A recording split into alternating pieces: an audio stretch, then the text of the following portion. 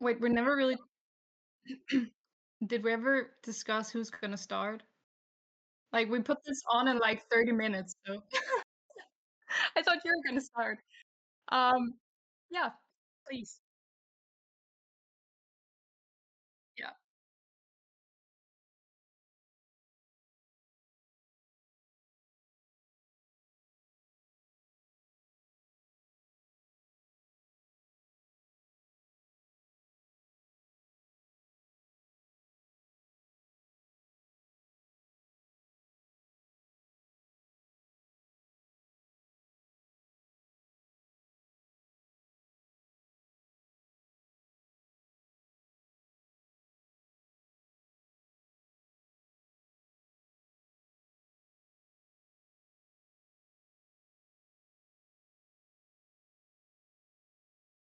Oh, wait, was this the slide I was gonna do?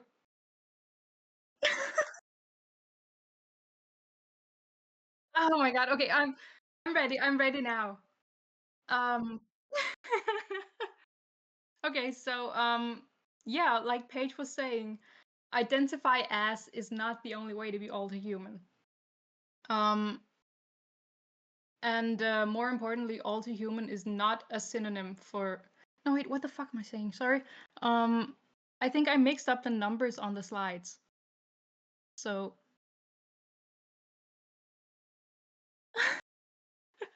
see, this is why you practice before you go on.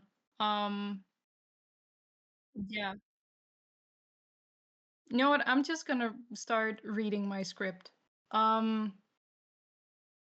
when people come into the community explaining how they think of themselves as non-human, we offer them a whole swath of potential labels to try out, like otherkin, otherlink, constellic, introject, endel, flicker, holothere, non-human, transspecies, and so on and so forth. But when they come to us explaining that something is integral to their sense of self, but that they are not that thing, the only label they're offered is other-hearted, often worded with some kind of apologetic. It sounds like you're just other-hearted. But there are a ton of terms for these kind of identify as identities. Um, so we're really doing everyone a disservice by focusing on other-heartedness.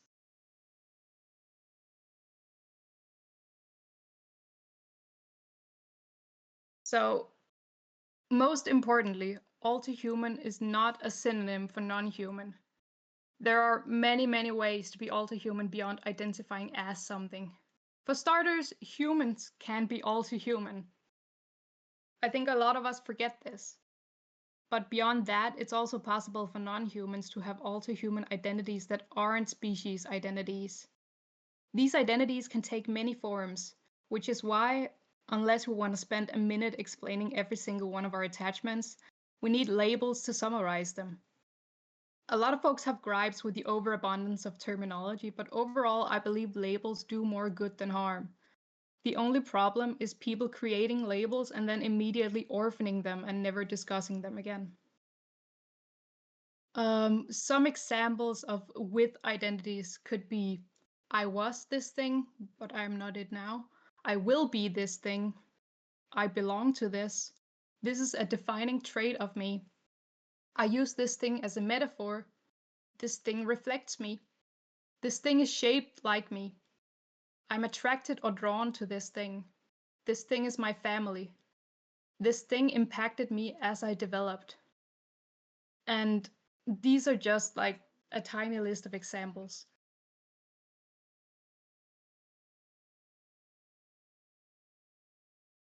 So, what is other-heartedness? Um, Wait, hold on a second. Paige, can you entertain people while I talk for no while I connect with our special guest? Yeah, please do. Um, I have something to say before we hi Shawolski. Hi. Sorry, Okay, this good. You is so can hear me. disorganized. Thank you for being here. Okay, Of so course. Other-heartedness originated in 2008 on the Daemon forum with the user Edrashchika Resket, who called themselves horse-hearted. By 2009, the term had been adopted by other users and adapted to fit their own species attachments. Originally, it had no definition, but on October 26, 2009, Edrashchika Resket wrote a tentative definition that reads, hearted, one who identifies as fully human, but who identifies strongly with a particular animal, similar to a totem. May experience phantom limbs or certain animal behaviors, but does it as a way to become closer to an animal to whom they feel connected. So, Edrash Takarasket, or Shawolski, why don't you tell us a bit about yourself and how you came to use this term? Hi. So as they said, my name is Ed. My name is Teddy, but I went actually my evenings on for many years on EF, and I'm so sorry that I updated that and made it the most difficult name to pronounce on online. I went by Edie for many years, and I just thought, oh, I'm going to use something else with the letters ED, change my forum name, and I see it updated everywhere else. I'm in my late 30s. I live in Massachusetts. I have two kids. I am non-binary and queer, and I'm horse-hearted. And my uh, my I was about to say my TDF style, but my Philip Pullman slash his Dark Materials style demon is a spotted hyena. um, I don't identify as an human. I don't identify as a Therian. I only found out about a year and a half ago that this had permutated off of TDF, which has been kind of a wild experience for me. Um, I Let's see. Let me look at the other questions you asked me. Yeah. Oh, no worries. No, don't worry. Don't worry about it. I have had a long morning already. So I This was now 16 years ago. Like I said, I'm in my late 30s. I was between 19 and 21 when I came up with this. So it was a very different person. I was still in college, but I had spent much of my young life with horses from the age 9.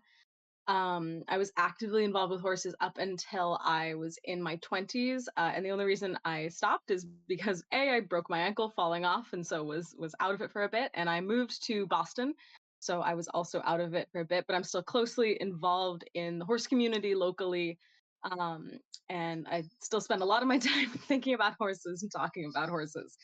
I was also deeply involved in being a big nerd about fantasy novels for basically my whole life. Specifically, the one that's relevant here is a young adult series called Wild Magic, or The Immortals Quartet by Tamra Pierce.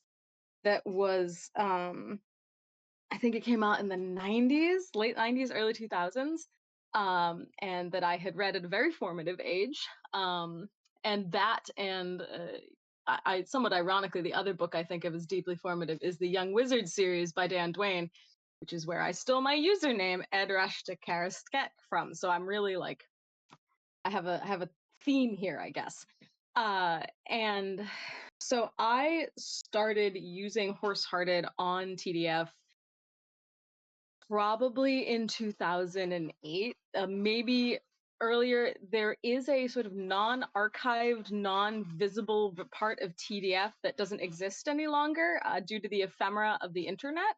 that was a side chat on the board. Like it was attached to the board. You couldn't access it unless you were on TDF itself.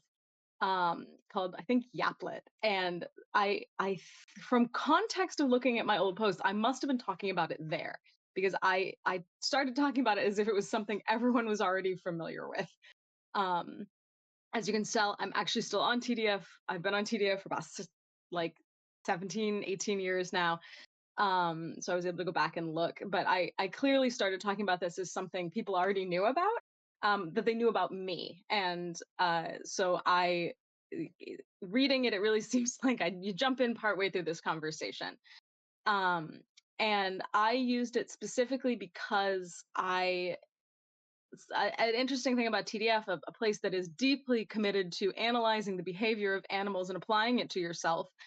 Um, there's a lot of Therians, there's a lot of people who are otherkin, and there are a lot of people who just have a lot of feelings about animals very strongly.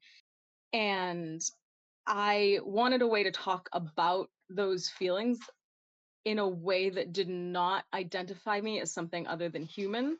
I feel very strongly connected to humanity. I sometimes have a little cry about, human ancestors and the non-human ancestors who came before them. I feel strongly about those people. I feel those people are me, and I feel like we are one thing. And I wanted to be able to say that, and also I feel more deeply connected to horses than I do sort of your average animal. And I'd been rereading probably Tamara Pierce's books, and one of the things that stuck out to me, and I'm so sorry if you can hear my cat. She's realized I'm doing something interesting and is screaming at me. Um, I came on the term horse-hearted, which is used by Onya Chemtong, who is a Khmer tribeswoman. Their culture has a word for the deep connection to horses that is sort of folded under wild magic in these books, and the term is horse-hearted. And the reason it struck me specifically because later we have a conversation with somebody else who is horse-hearted, where the main character says, "Well, don't you ever want to just like be one of the herd and sort of throw off your humanity and run among them, right?" And the horse-hearted character says, "I mean, who doesn't sometimes want to do that? But at the sort of base of things, I'm a man, and that's the deep identification that I have, and you have, and like what I am is somebody who is connected to the horses, and it's in the sort of conceit of the book. It's vital to remember that, or you lose yourself." And I think I felt like that that was something I could steal, and that I could work with. And I did, immediately give credit to, when I originally was talking about this in the forum, immediately give credit to Tamara Pearson where I had taken it from. But I knew it was in use on the forum. I knew people had adopted it on the forum. And again, I found out about a year and a half ago by accident that it had been adopted into the other human community, and I thought that was fascinating. And it was sort of also mildly shocking. I did not. I'm in my 30s. I didn't expect that to happen to me. So that's the once over. I don't know if you have any specific questions. No, thank you so much for telling us the story. I know you're really busy, so if you need to get back to the farm, you can leave now. Um, it will I have a also few. be cool if you stayed on, but no worries. Thank you so much. Of course, my pleasure. This has been, again. It's been a. I had to figure out a way to tell everyone in my life about this because I was like, I can't. You will not believe what has happened to a thing that I did on the internet that I had no idea. I never Google myself, clearly. Like, I don't Google my usernames, or this would have probably come up. Um, so, Yeah, congrats, you're part of history. I think I might have run into this via House of Chimeras had written a bunch of like academic type stuff that Yeah, I'm very nosy. I love to read about other communities. Like the first trans person I met was also a Therian, which I hear is very common. And so I was just nosily reading another community's history, and I hope you all someday get to experience the emotion that I experienced upon running into my own username in that. So yeah, I'm happy to. I'll hang out for a few minutes and listen, and I'm I've been enjoying. I'm so honored that you messaged me and asked if I'd like to be a part of this. I think I was very charmed. Yeah, of course. I'm honored that you would set aside the time to be here, you know? I think I can kind of somewhat relate to the experience you had when you found out. Like sometimes I just Google other hearted, and the experience of seeing that one symbol I drew in math class 5 or so years ago everywhere is it's a very strange feeling. Yeah, it's wild. I mean, it was definitely it was good, and I think I've loved to see how this has been embraced. I have been really struck by the fact that it has been folded in under the alter human identity, because I my like stated intent was this is not an alter human identity. This is not an otherkin identity. And it's been a really fascinating sort of look at how things have grown and changed when the creator is, or not the creator, but like the the coinage person vanishes. And I think that's like it's an evolution of language sort of thing as well. It's very cool, and I'd love to hear. um so that's why I'm Yeah, gonna hang out for a little bit. So yeah, that's actually a great segue to the next slide. So on the Daemon forum, people, people kind of took the term and ran with it. And because there wasn't so much prescriptive definition, people, kind of came up with their own uses for it and ascribed their own experiences to it. So a couple years ago, the user Atlas of Mossland kind of went through all the topics on the Daemon forum that were discussing other-heartedness and tried to compile a list of common experiences among the early other-hearted folks. So the descriptive definition of people's experiences of other-heartedness back in like 2009 on TDF includes being fully human but feeling non-human, having phantom or envisage shifts, which envisage shift is like the new term for sometimes envisioning yourself as an animal or other thing. Empathizing with animals, specifically empathizing with their movements or behaviors, relating to therianthropy without identifying as a therian, having some element of voluntarity in the identity, there being some constancy or inherentness to the identity, and very often also having psychological origins for it or ascribing it to having an overactive imagination. But since the term morphed over the last 15 years or so, that's not really how people use it. So for starters, a lot of us here are other-hearted and not a lot of us are fully human. That's a pretty good place to start. Um, some of the things are still included as other-hearted experiences nowadays, like having shifts related to your heart type, and empathizing with it and so on.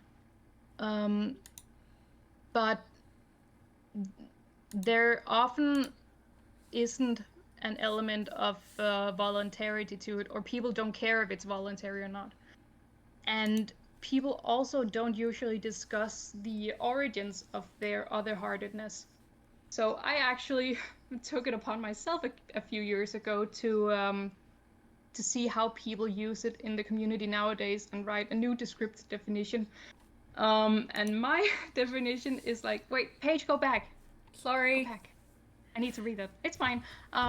So my definition of the modern new usage, Jesus Christ, is very, very vague, as you can see. The way people use it nowadays is to describe identifying with something to the point that it impacts your sense of self, in an all-too-human way, which is like that could apply to almost anything. Um, so yeah, allow me to read you an excerpt of my essay, Identifying With, where I kind of like explain how I came to this definition. Also, I need a drink of water before I continue because I'm having really, really dry mouth.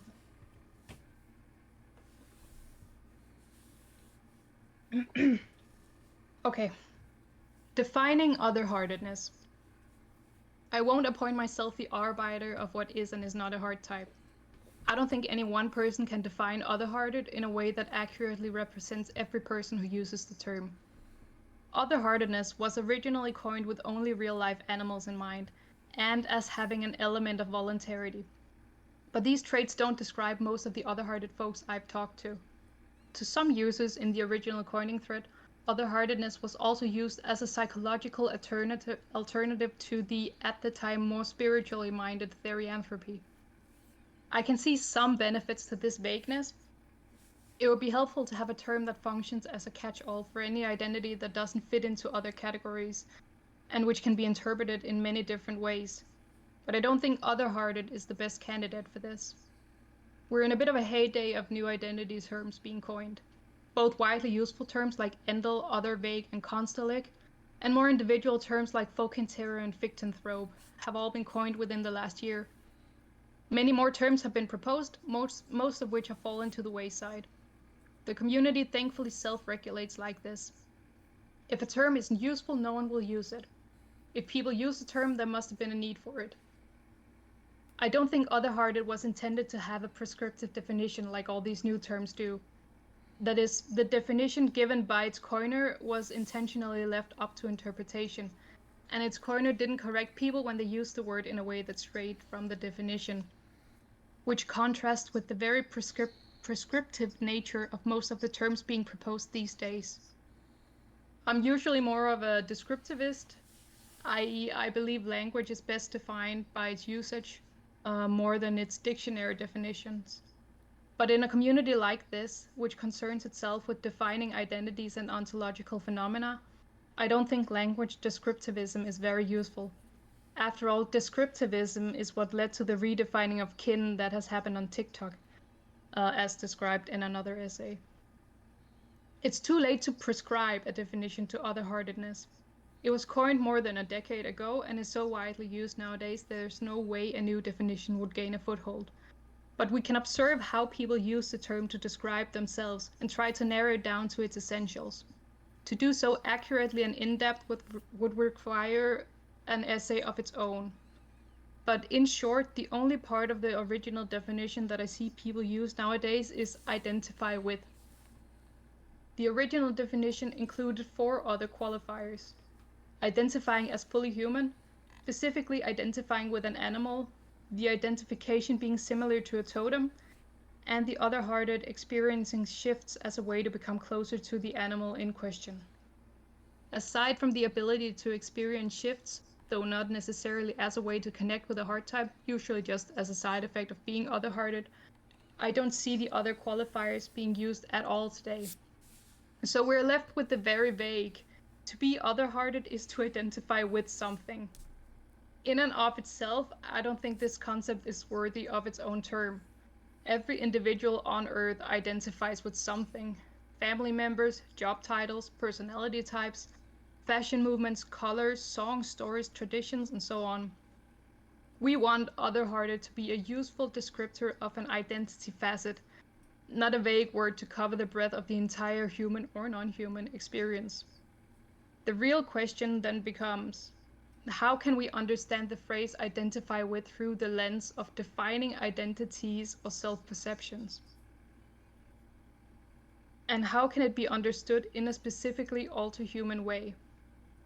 The most straightforward answer is that your identification with something has to be strong enough to impact your sense of self.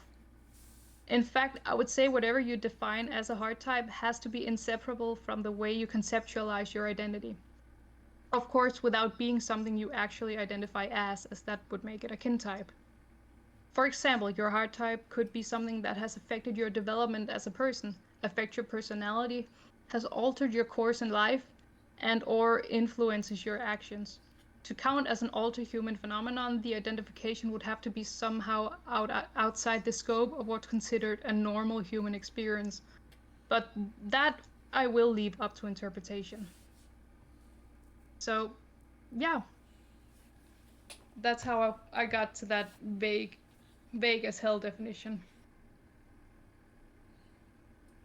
I really like that that it has to be found, that it's a foundational thing to who you are. I think that is something I may have sort of taken as read when I was talking about it originally, as this was a, like, you cannot imagine yourself without it. That's very much how I feel about horses. Like, I mentioned I have 2 kids, and I have, like, purposefully front loaded making sure that the older one gets to meet and experience and be with horses as much as I can, because I think it is going to be difficult for her to understand me if she does not have some understanding of horses. And I don't know that that's a average way for people to experience the world regarding animals. I don't feel like that. I love my cat. I don't feel like that about my cat or my other animals.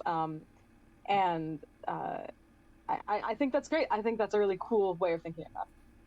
Yeah, I feel kind of the same way about spiders. They're one of my main heart types. I often like daydream about when I have kids, how I'm gonna, bring my kids to tarantula rehousings and help them pick their first spider and so on. And I mean, there are definitely animal enthusiasts who think that way, but it's not common at all. Um, So yeah, that concludes the planned discussion of other-heartedness. The rest of the panel is devoted to like all the other different identify with. Jesus Christ. Okay, I need to go get a glass of water, and Paige can take the next slide. Yeah. If you don't mind, I'm actually going to go ahead and hop off, and I can hear my kid thumping around upstairs, which means she's done with Bluey. So I'm gonna thank you so much for inviting me. I really enjoyed this. If you said it was going to be recorded, I might go check out the rest of it later. So I really appreciate it. It will be. Thank you so much. Thank you for joining us. Thank you. Of course.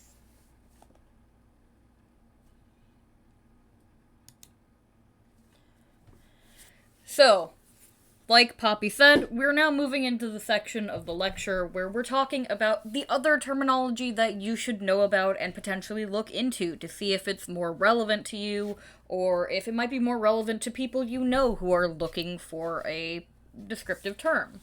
To start off, we have Synpath. Coined in 2015 by Stir, Draws, and Reblaws, this is often used as a synonym for other-hearted, and it has a prescriptive definition that's deliberately vague. To quote the coiner's FAQ, Synpath is a tidy name for something you identify with on several levels, which could be a concept that resonates really strongly with you, an animal or mythological creature you feel you act like, or a person or character you share a lot of common behaviors with, among other things. Critically, Synpath was made before the coiner knew about the term other-hearted, which they do mention on the FAQ in question. So that's part of why it's sometimes used as a synonym, even though it was not literally designed with other-hearted in mind. Other vague is another term. This one was coined in January of 2021 by Federatio Angelorum.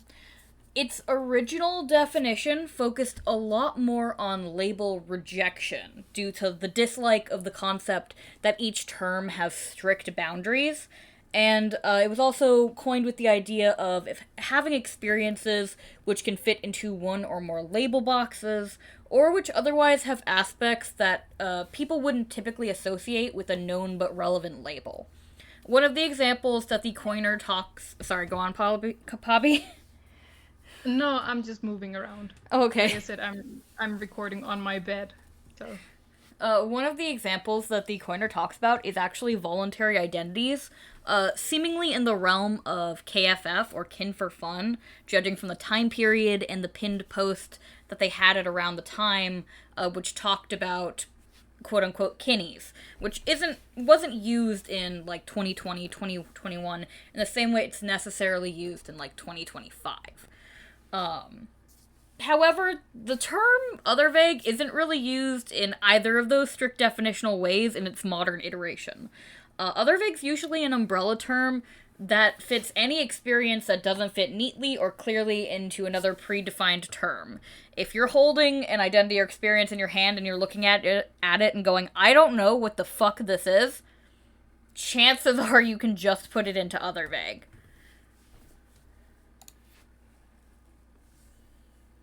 Yeah. There's also paratypes, which some of you just heard a whole panel about, thanks to Veed. Yeah, that's my monster. So a paratype is an identity that only exists in relation to a pre-established identity. It cannot exist in a vacuum. It only exists as an offshoot of another identity. So some examples to kind of illustrate it. A bison therian, that's me, may have a bull paratype because they're very similar in behavior or anatomy. A mushroomkin might have a tree paratype because the mushroom depends on the tree for its life.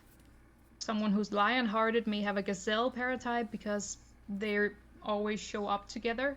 A werewolf may have a silver paratype because of how foundational it is to werewolf mythology. Someone who's lizard vague may have a sun paratype, or someone with a rabbit paratype may have a hawk paratype. So you can have paratypes of a paratype.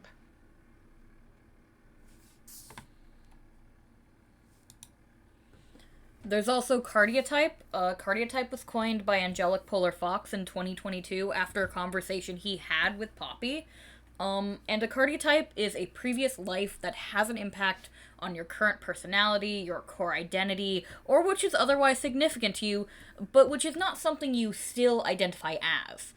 Cardiotypes are relevant and really useful terminology in our community because sometimes there's a lot of equating with having a past life to having a kin type or stereotype in alterhuman spaces, and those things can be related for some people, but are not necessarily synonymous. There's also a constellic. A constellic is a connection or identity adopted later in life. Constels, also called stels, can be voluntary or involuntary, permanent or temporary, and they can fluctuate between being an identity or existing as a connection to something. They can be very, very intense, or they can just be completely casual and obtrusive, or they can switch between the two. Anecdotally, I don't have a data or an essay to necessarily back this up. Anecdotally, I've seen a lot of people use constellic for things that they have found pivotal or extremely important to them as persons, especially if it's something they grew up with or something that they attribute specific major parts of their personality and themselves as a person to. It's like hyperfixation to the nth power, I don't know. I've seen some people also use it. It's one of those terms where it has a wide range of use. Those are just like the ways I have often seen it used. There's also similes, which is another monster of my making. So a simile is a character, animal, concept, object, etc., which reflects or otherwise represents who you are without actually being a part of your identity. The way I usually think of it as is like it's sort of like looking at a photo of yourself or like looking in the mirror. Except the mirror analogy doesn't really work for me always, because when you look in the mirror, the image is mirrored. Like, it doesn't show you, it shows a different version of you, where a simile is like, it may be described as a metaphor for who you are.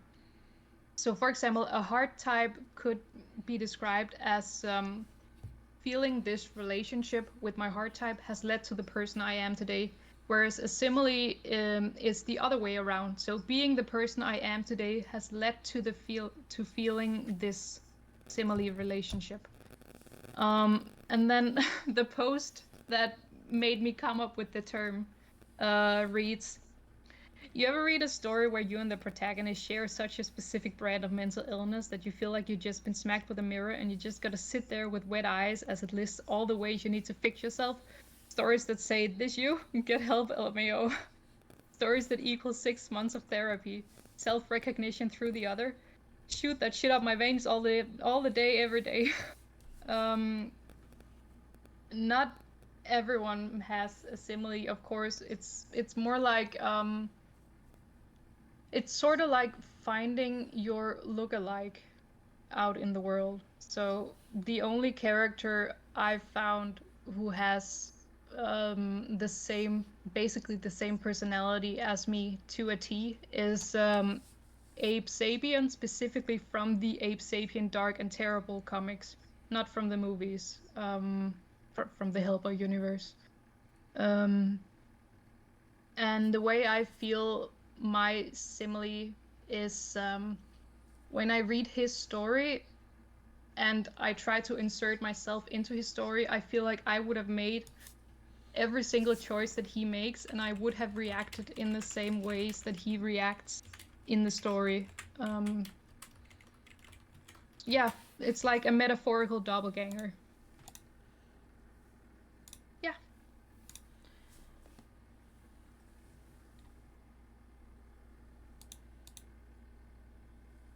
Which one of us was... Oh yeah, this is my slide too. Yeah. So people have come up with a whole bunch of terms for identifying with, and some of them have overlapping or almost identical definitions. So clicking or a click is a character, creature, concept, etc. that someone strongly relates to. It's a deliberately vague term coined as an alternative to kinning or kin for fun. And then there's also otherfix, which is an identity caused by, influenced by, or connected to a hyperfixation. It can be an identify with or as identity. So it's more about the origins of the identity than the actual experience of having it. The thing identified with may be referred to as a fixed type. Otherfix can be used in conjunction with other identities. For example, I'm an otherfix Therian, or my heart type is also a fixed type. Or it can just be used on its own. There's also experience taking, which is the process of taking on traits of a character as you read, watch, or play through their story. It's often the cause of cameo shifts and fiction flickers even, and it tends to fade away after a while, though it can cement itself into a more permanent identity, such as a fictotype or heart type. And there's comfort characters, which I think that most people here are probably already familiar with. It's a character that brings you comfort. There's not a set definition, it has a really vague meaning, it's open to interpretation, and it's also not an exclusive term. Your comfort character can be a synpath, it can be a kin type, it can be a heart type, it can be any other type of identification. These things are not mutually exclusive.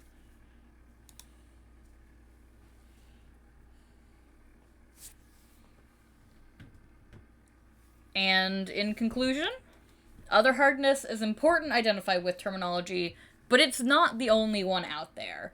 There's a lot of different terms which fill unique roles in the community, and which you should take into account when you're questioning.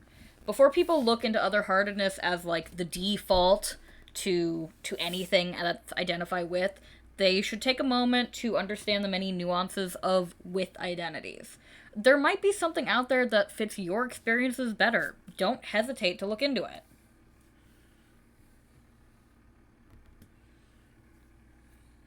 And that last paragraph was actually supposed to be mine, but I'm sorry, I'll let Poppy. it slide. You can take the Q&A. Okay. I was kind of hoping we could do that in tandem, but sure. I'm kidding. We can. No, no, it's mine. Get out and leave. Oh, we forgot to talk about other kith. We did forget to talk about other kith. I don't know the terminology of it. Like, I understand kith means family, but I don't know where it came from or who coined it. My But understanding of other kith was that it was coined as synonymous with other-hearted. yeah, that's my understanding too. But again, I don't know the story of it. And also, I can see Gideon in chat corrects me. Kith means friends, not family. My bad. But yeah, I have no idea where the term came from, like what forum or message board or chat it was coined in. So I'm shrugging. You can't see it, but I am shrugging. Okay. Questions.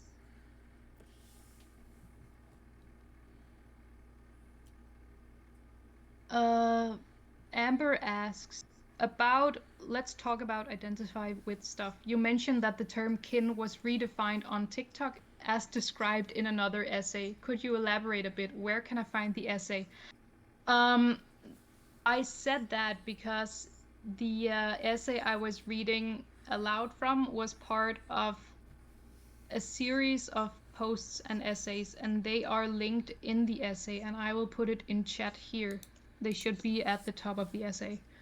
There are also links in the text to related posts.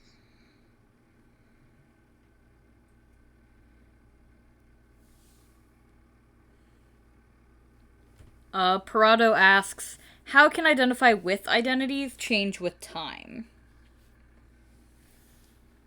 I mean, they just can.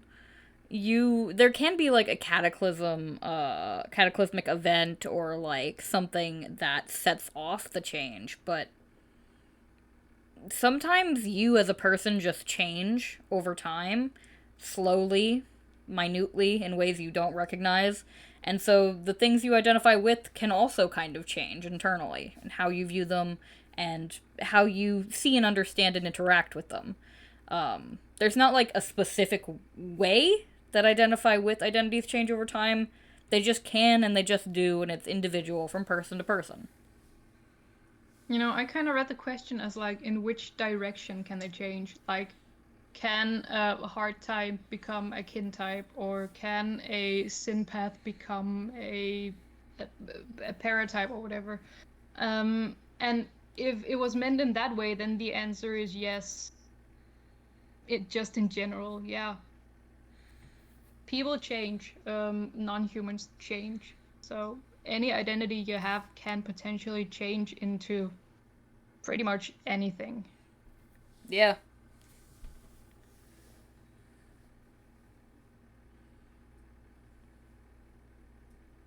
Holly Doxion says, so some of those terms potentially fit better than hearted based on the definitions you gave, but I prefer to use other hearted. Can I just use other hearted? Yeah. A couple years ago, actually, Przewalski said on Tumblr that they don't care how people use the term. They said it in better words. Here, I have the post. I'll paste it in chat. But basically, Przewalski gave the go-ahead to use other-hearted however you want. Oh, geez, that's a big embed. There we go. So if you feel like other-hearted fits better, then you can continue to use it. It's no issue. You can do whatever you want forever. Forever.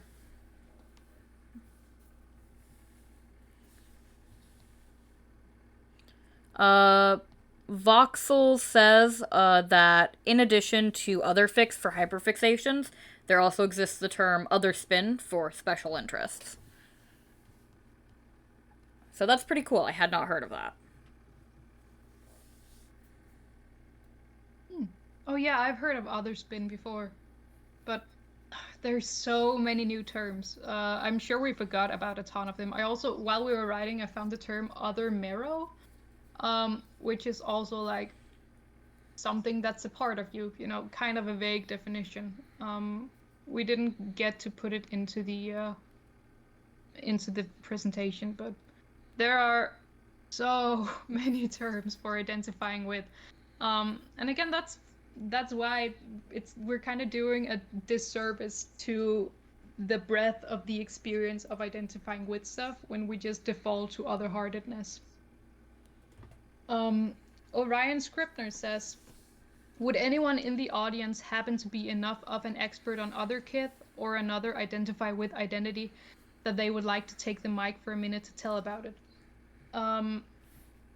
So just, if any of you know anything, please raise your hand or your paw or tentacle or whatever limb you have. And if not, we'll move on to the next question. Paige? So let's see. Aristodan asks, is there a resource out there that you would recommend to give to people who insist on kin being a verb as well as a noun? Like, that can explain the origin of the term. Ooh,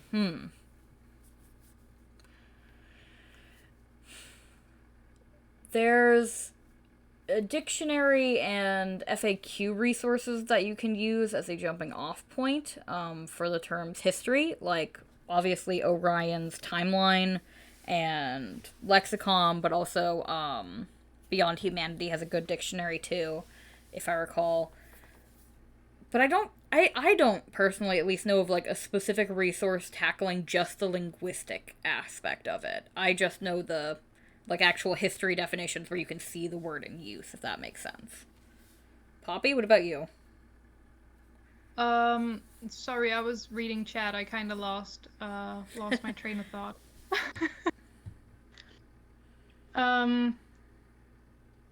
Yeah, I think the best we can do, like, we all have this fantasy that if we keep explaining things in a really nice way, then people will eventually understand what we're saying. But real life isn't always like that. So that we can just continue to kindly tell people the history of the term and how it's used and how they come off when they use the term, and just leave them be after that. And if they change their mind, that's great. And if they don't, then there isn't really much we can do about it.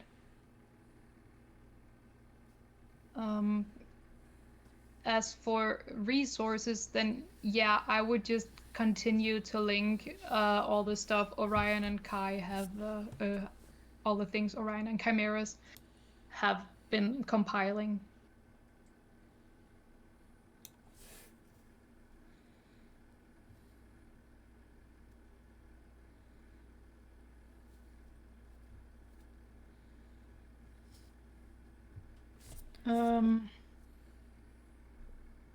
Cody says, mentioned this in the panel chat, but wanted to put it here as a sort of question, sort of shout out. I'm going to put forth furry lifestyler as a possible identify with label. Furry lifestyler can be identify with, though isn't entirely, it's kind of its own thing. My experience of it is species as drag through furry fandom, which is both kinda with and kinda as at the same time. Identify with as a practice until the practice is what I am, essentially, that's cool. Yeah. I mean, a lot of the terms we included in the slides are also vague in that they can be both identify with and identify as terms. So furry lifestyler could go on the list, definitely. And I think this question is also more for me. Gatsby says, do you think a simile could start influencing who you are now while still remaining a simile? I'm not sure. The point of similes is that they already reflect you, like, to a T. Like, they're I mean, of course, a character is always a little bit vague. They're not a fully fledged person.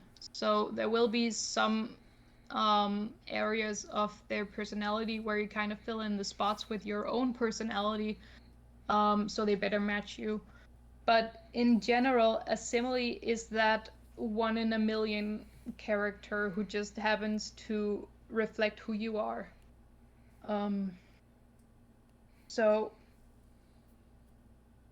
I'm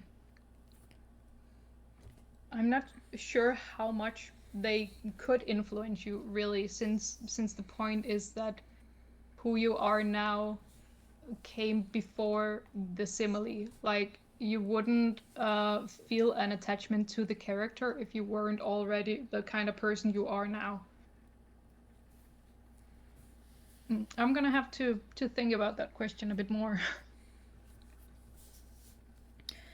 Finch asks, I think this one will probably be for me. For Consulate, can you please be more specific with what you mean by later in life?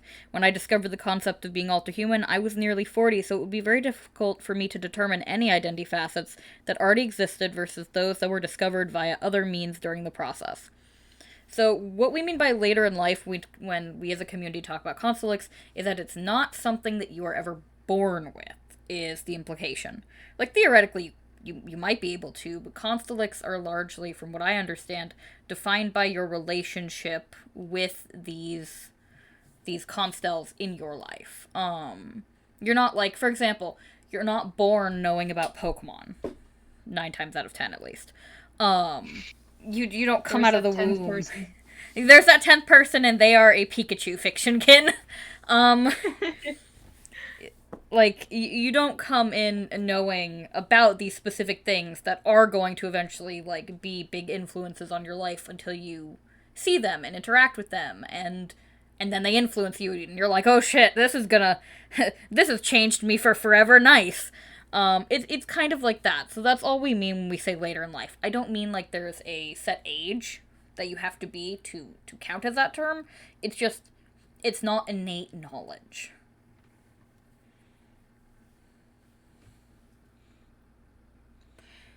Curry Block asks, is it a consulate if you were it in youth, forgot it for a time, and then reconnected with it? Yes. It does not have a... consulate is very intentionally a term that does not rely on solid boundaries. Oh, Voxel is requesting to speak. I'm going to pull him up onto the stage if that's okay. Yes. Okay, hi. I just wanted to talk about Otherspin for a moment, if that's all right. Yes. Yeah, go for it. Cool. So, okay. So, we actually have... I was going to talk about, like, our personal experiences with it, just to, like, give people an idea. So, we've actually had a couple instances of special interests, like, creating alter-human experiences for us. So, when we were very young, like 5 or something, our special interest was dogs, and so we, like, decided that we were a dog, and we now have in our system, like, dog Therians because of that. And also our special interest now, like our main special interest, is Minecraft, and we have all of these Minecraft alter-human identities, and, like, we've got kin types and extranths and architropes and heart homes and on and on. And so, like, this is an identify with panel, but Otherspin and, like, other fics as well, I assume, aren't necessarily identify with. They can be more of, like, origin descriptors as well. So I just wanted to share, like, our experiences with that. Yeah, thank you. That's also something, like a lot of the terms we mentioned in this slide were kind of about origins, like cardiotype too, which is also why many of them have the vagueness that they can be either or both, identify with or identify as identities. But you're welcome. Yeah, you're right. Thank you. That's really cool to hear about. Okay. I'm gonna head out now. Bye-bye. And people are pointing out in chat that there is approximately 5 minutes before the next panel, so we should probably wrap it up here. Yeah, before we end, should we have the customary dead baby joke, or should we just That's your call. That's your thing. I I claim feel like no I become my ownership. calling card now, and I didn't tell one when we started, so Yeah, I was you- thinking people would be disappointed. So, what's funnier than a dead baby with a clown nose? What? A clown with a dead baby nose. Terrible. The cancel That's it. posts will fly at noon. Okay, thank you everyone. Thank you for attending, everyone. Have a great rest of your other con.